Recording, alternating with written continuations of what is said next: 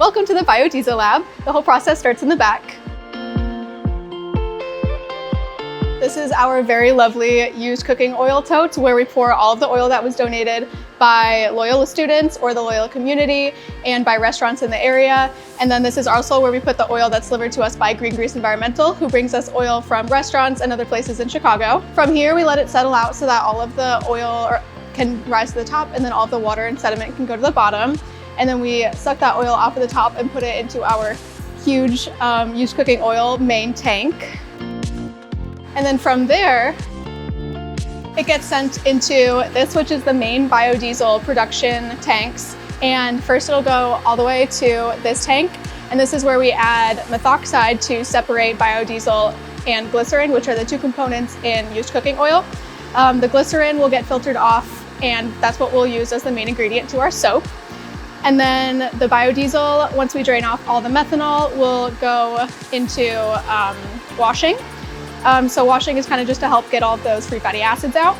And then once we have our pure product of biodiesel at the end, we blast it with nitrogen to dry it to make sure that there's no more water in it.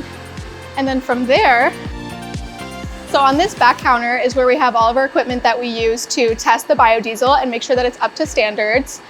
We have like an ion chromatograph to make sure that our glycerin levels are where we want them to be. We have a ransomat to make sure that it's not too expired. We make sure that the sediment level is good, that the water level is good, that the free fatty acid level is good, all that stuff that is up to the ASTM standards. So then once we get a good product of biodiesel, it'll go back into this main tank. And then from here, it can go into our campus shuttles. And the glycerin, once it is separated from that first step in the biodiesel production, will go over here to where we make our soap. So once we get the glycerin in this main tank, we're gonna add water, we're going to add coconut oil, citric acid to bring the pH down, and essential oils. And then that's the bio soap that's in every soap dispenser on campus, both in residence halls and in school buildings, on Lakeshore campus and on Water Tower campus. And then the last step that we have is the molecular sieve process that we use to take water out of methanol. And the methanol is what we used to separate the biodiesel from glycerin. And we used to use new methanol for all of that reaction.